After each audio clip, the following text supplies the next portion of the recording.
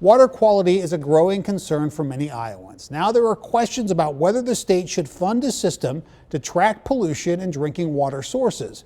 KCCI Chief Political Reporter Amanda Rooker is live for us at the State House. Amanda, you asked the governor about this today.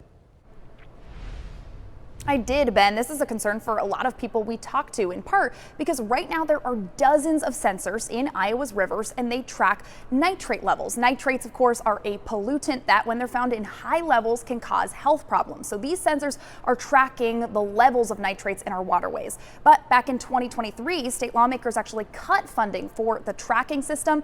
And right now, those sensors, many of them are at risk of shutting down. Without new funding, roughly 3 out of 4 of those monitors could go offline by this July. Some groups have stepped in with temporary funding, but still, there's no long-term plan to keep the system running. Researchers say the tracking system helps warn water utilities when nitrate levels or other pollutants spike, like last summer. That's when high levels affected drinking water sources for more than 500,000 people in central Iowa. I asked the governor if the state should step in and restore that funding.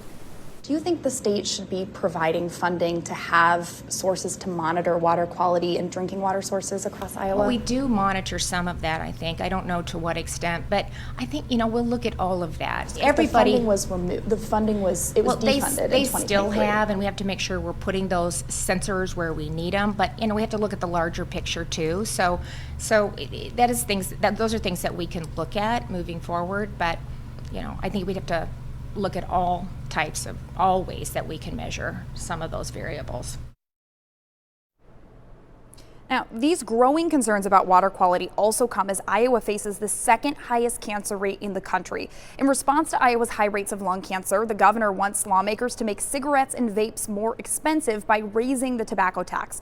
That pitch was part of a wide-ranging health bill the Iowa House passed last week, but lawmakers removed the section that would raise the tax. Some Republicans have raised concerns about raising a tax, especially in an election year, but Reynolds said today to reporters that she's going to continue pushing for this. She said that 70% of lung cancer can be tied to tobacco use, and she believes that raising the tax would help to prevent lung cancer in Iowa. Live from the Iowa State House, Amanda Rooker, KCCI 8 News, Iowa's news leader. An issue we have reported on and will continue to follow. Amanda, thank you.